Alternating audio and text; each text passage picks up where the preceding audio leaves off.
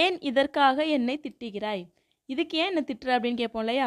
அதை இங்கிலீஷில் எப்படி கேட்கலாம்? கெஸ் பண்ணுங்க. Why are you scolding me for this? Why are you scolding me for this? Why are you scolding me அப்படின்னா ஏன் என்ன திட்டிகிட்டு இருக்க? For this. Scold அப்படின்னா திட்டுறது, ஓகேவா? ஸோ ஃபார் திஸ் அப்படின்னா இதுக்காக. Why are you scolding me for this? இதுக்காக ஏன் என்ன திட்டிகிட்டு இருக்க? நெக்ஸ்ட் சென்டென்ஸ் என்னென்னு பார்க்கலாம். என்னை ஏன் எப்பொழுதும் திட்டுகிறாய்? என்னை ஏன் எப்போ பார்த்தாலும் திட்டுற அப்படின்னு கேட்போம் இல்லையா? அதை இங்கிலீஷில் எப்படி கேட்கலாம்? கெஸ் பண்ணுங்க. Why do you scold me always? Why do you scold me always? Why do you scold me அப்படின்னா ஏன் என்ன திட்டுற? ஆல்வேஸ் அப்படின்னா எப்பயும். ஏன் என்ன எப்போதும் திட்டுற? நெக்ஸ்ட் சென்டென்ஸ் என்னென்னு பார்க்கலாம். உன்னுடைய முகத்தை கண்ணாடியில் ஒரு முறை பார். உன்னோட முகத்தை கண்ணாடியில் ஒரு தடவை பார் அப்படின்னு சொல்லுவோம் இல்லையா? அதை இங்கிலீஷில் எப்படி சொல்லலாம்? கெஸ் பண்ணுங்க. Look at your face in the mirror once. Look at your face in the mirror once. Look at your face அப்படின்னா உன் முகத்தை பாரு. இந்த மிரர் அப்படின்னா கண்ணாடியில். மிரருக்கு கண்ணாடி. ஒன்ஸ் அப்படின்னா ஒரு முறை. கண்ணாடியில் உன் முகத்தை ஒரு முறை பாரு. Look at your face in the mirror once. Next sentence என்னென்னு பார்க்கலாம். உன்னுடைய முகத்தை நீ எப்போவாவது கண்ணாடியில் பார்த்திருக்கிறாயா? உன் முகத்தை நீ எப்பயாச்சும் கண்ணாடியில் பார்த்துருக்கியா அப்படின்னு கேட்போம் இல்லையா? அதை இங்கிலீஷில் எப்படி சொல்லலாம்? கெஸ் பண்ணுங்க. Have you ever looked at your face in the mirror? Have you ever looked at your face in the mirror? Have you ever looked at your face அப்படின்னா உன் முகத்தை எப்பயாவது பார்த்துருக்கியா? இந்த மிரர் அப்படின்னா கண்ணாடியில். Have you ever looked at your face in the mirror? Next sentence என்னென்னு பார்க்கலாம். யாரையும் குறைத்து மதிப்பிடாதே. யாரையும் இலக்காரமாக நினைக்காத. யாரையும் குறைச்சி மதிப்பிடாத அப்படின்னு சொல்லுவோம் இல்லையா? அதை இங்கிலீஷ் எப்படி சொல்லலாம்? கெஸ் பண்ணுங்க. Don't underestimate anyone. Don't underestimate anyone. Underestimate அப்படின்னா குறைச்சி மதிப்பிடுறது, ஓகேவா? So don't under estimate any one அப்படின்னா யாரையும். நெக்ஸ்ட் சென்டென்ஸ் என்னென்னு பார்க்கலாம். இந்த நடு இரவில் இங்கு என்ன செய்து கொண்டிருக்கிறாய்? இந்த நடுராத்திரியில் இங்கே என்ன பண்ணிட்டு இருக்க அப்படின்னு கேட்போம் இல்லையா? அதை இங்கிலீஷ் எப்படி கேட்கலாம்? கெஸ் பண்ணுங்க. What are you doing here in the midnight? What are you doing here in the midnight? What are you doing அப்படின்னா என்ன பண்ணிட்டு இருக்க? What are you doing here அப்படின்னா இங்கே என்ன பண்ணிட்டு இருக்க? In the midnight அப்படின்னா நடுராத்திரியில். What are you doing here in the midnight? Next sentence என்னென்னு பார்க்கலாம். நான் வருவதற்கு முன்பு நீ வீட்டில் இருக்க வேண்டும். நான் வரத்துக்கு முன்னாடி நீ வீட்டில் இருக்கணும் அப்படின்னு சொல்லுவோம் இல்லையா? அதை இங்கிலீஷ் எப்படி சொல்லலாம்? கெஸ் பண்ணுங்க. You should be home before I come. You should be home before I come. You should be home அப்படின்னா நீ வீட்டில் இருக்கணும். Before I come அப்படின்னா நான் வரத்துக்கு முன்னாடி. நெக்ஸ்ட் சென்டென்ஸ் என்னென்னு பார்க்கலாம். அவர்கள் வருவதற்கு முன்பு வீடை சுத்தம் செய். கெஸ்ட்லாம் வரன்ட்ருக்காங்க, அவங்க வரத்துக்கு முன்னாடி வீடெல்லாம் சுத்தம் பண்ணிடு அப்படின்னு சொல்லுவோம் இல்லையா? அதை இங்கிலீஷ் எப்படி சொல்லலாம்? கெஸ் பண்ணுங்க. Clean the house before they come.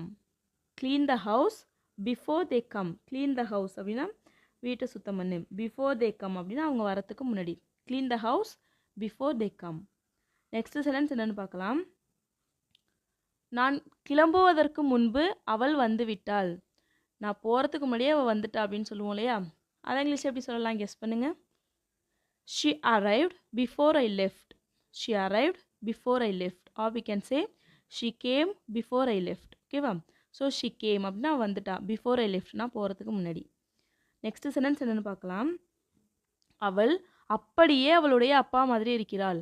அவள் அப்படியே அவங்க அப்பா மாதிரி இருக்கா அப்படின்னு சொல்லுவோம் இல்லையா? அதை இங்கிலீஷ் எப்படி சொல்லலாம்? கெஸ் பண்ணுங்க. She looks exactly like her father. She looks exactly like her father.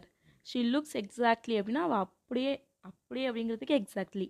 She looks like her father அப்படின்னா அவங்க அப்பா மாதிரி இருக்கா. She looks exactly like her father அவள் அப்படியே அவங்க அப்பா மாதிரி இருக்கா, ஓகேவா? ஸோ நெக்ஸ்ட் சென்டென்ஸ் என்னன்னு பார்க்கலாம். அவள் என்னை மாதிரி இருக்கிறாள். அவள் என்ன மாதிரி இருக்கா அப்படின்னு சொல்லுவோம் இல்லையா? அதை இங்கிலீஷ் எப்படி சொல்லலாம்? கெஸ் பண்ணுங்க. She looks like me or we can say she resembles me. ஓகேவா? ஸோ லுக்ஸ் லைக் அப்படின்னு சொல்லலாம், ரிசம்பிள்ஸ் அப்படின்னு சொல்லலாம். So she resembles me. Next sentence என்னென்னு பார்க்கலாம்.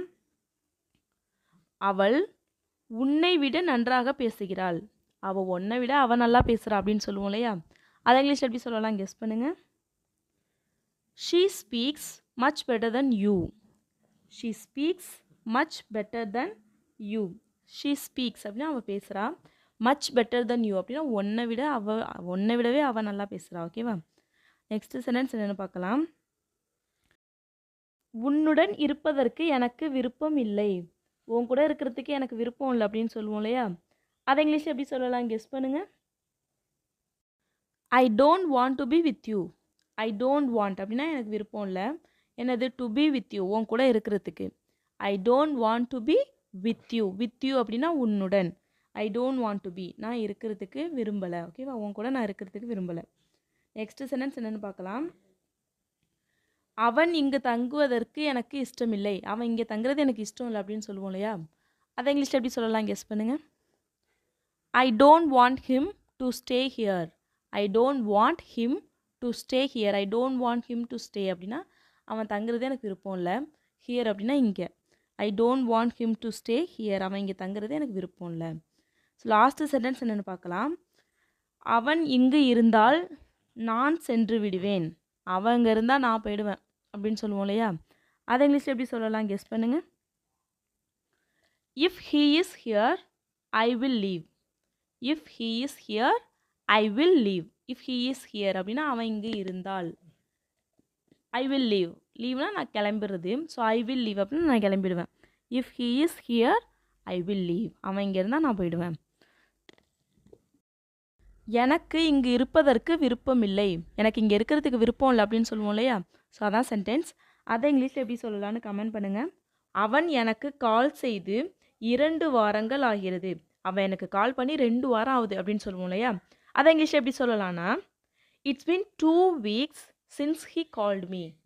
It's been 2 weeks since he called me. It's been 2 weeks அப்படின்னா 2 வாரம் ஆகுது. சின்ஸ் ஹீ கால்ட் மீ, அவன் கால் பண்ணதுலேருந்து 2 வாரம் ஆயிடுச்சு. ஓகேவா, நெக்ஸ்ட் சென்டென்ஸ் என்னென்னு பார்க்கலாம். அவன் 2 நாட்களுக்கு முன்பு எனக்கு கால் செய்தான். அவன் 2 வாரத்துக்கு முன்னாடி கால் பண்ணான், அதுக்கப்புறம் பண்ணல அப்படின்லாம் சொல்லுவோம் இல்லையா, அதை இங்கிலீஷில் எப்படி சொல்லலாம் கெஸ் பண்ணுங்க. He called me 2 weeks ago. He called me 2 weeks ago. He called me அப்படின்னா அவன் எனக்கு கால் பண்ணான். 2 weeks ago அப்படின்னா 2 வாரத்துக்கு முன்பு. He called me 2 weeks ago. Next sentence என்னென்னு பார்க்கலாம்.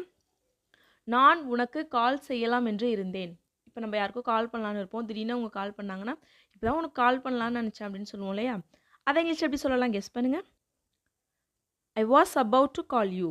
I was about to call you. நான் உனக்கு கால் பண்ணலான்னு இருந்தேன். I was about to call you.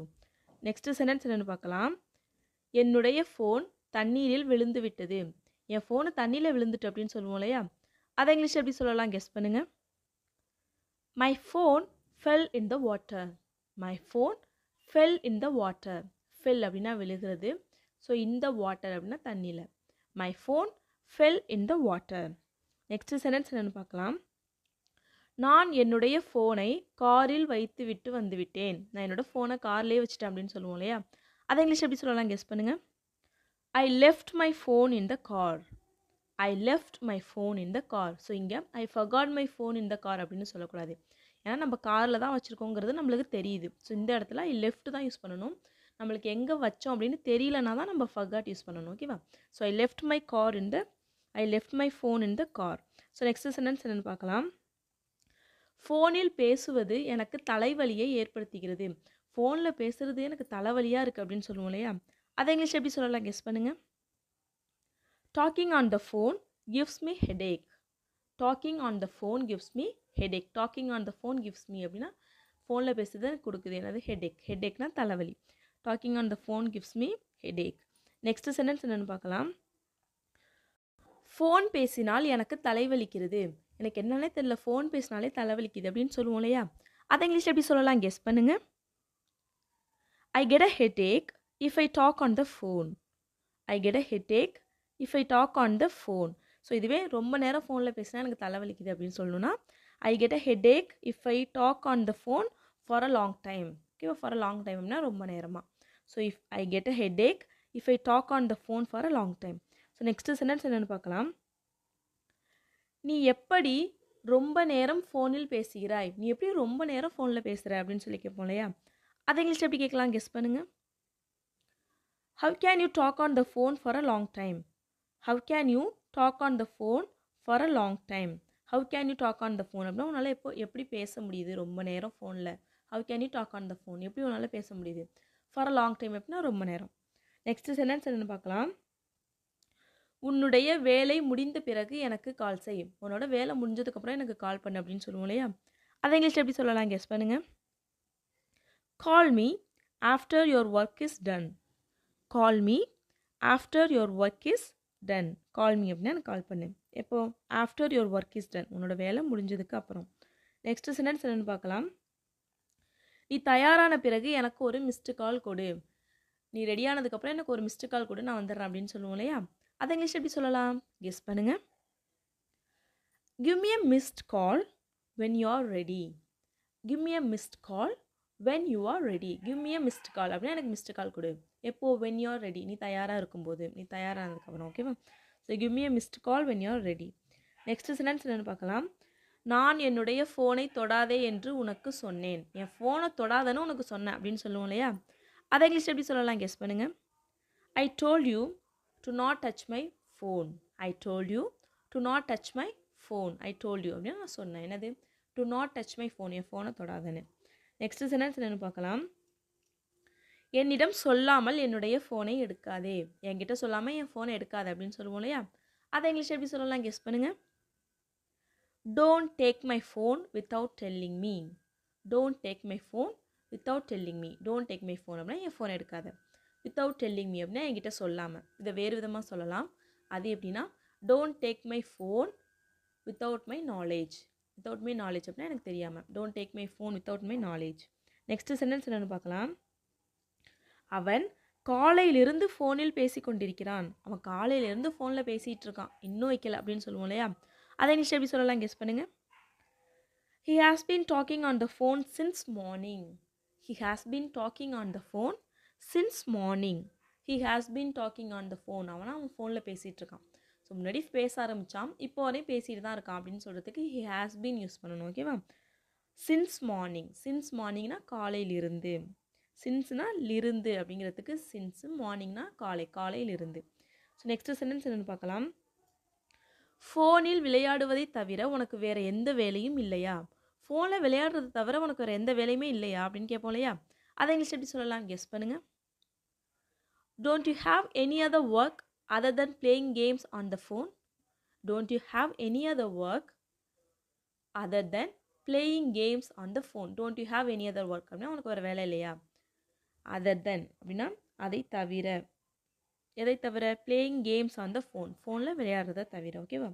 So next sentence என்னென்னு பார்க்கலாம். Last sentence. நான் ஒரு புது மொபைல் வாங்க போகிறேன். நான் ஒரு புது ஃபோன் வாங்க போகிறேன் அப்படின்னு சொல்லுவோம் இல்லையா? அதை இங்கிலீஷ் எப்படி சொல்லலாம்? கெஸ் பண்ணுங்க. I am going to buy a new mobile. I am going to buy a new mobile. I am going to buy அப்படின்னா நான் வாங்க போகிறேன். a new mobile அப்படின்னா புது ஃபோன். ஓகேவா? நாளைக்கு எனக்கு கால் செய்கிறாயா? நாளைக்கு எனக்கு கால் பண்ணுறியா? நான் உங்ககிட்ட கொஞ்சம் பேசணும், நாளைக்கு எனக்கு கால் பண்ணுறியா அப்படின்னு கேட்போம் இல்லையா? ஸோ அதை இங்கிலீஷ் எப்படி சொல்லலாம்னு கமெண்ட் பண்ணுங்கள். இந்த வீடியோ பிடிச்சிருந்தா ஒரு லைக் மட்டும் பண்ணிவிடுங்க. இந்த வீடியோ உங்களுக்கு யூஸ்ஃபுல்லாக இருக்குன்னு நினச்சிங்கன்னா, உங்களை மாதிரி இங்கிலீஷ் கற்றுக்கணும்னு ஆசைப்படுற உங்கள் ஃப்ரெண்ட்ஸ் கிட்ட இந்த வீடியோவை ஷேர் பண்ணுங்கள். அப்புறம் மறந்துடாமல் நம்மளோட சேனலை சப்ஸ்கிரைப் பண்ணிக்கோங்க. ஸோ தட் நான் ஒரு வீடியோஸ் உங்களுக்கு ஹோம் பேஜில் காமிக்கும். தேங்க்ஸ் ஃபார் வாட்சிங். Happy learning.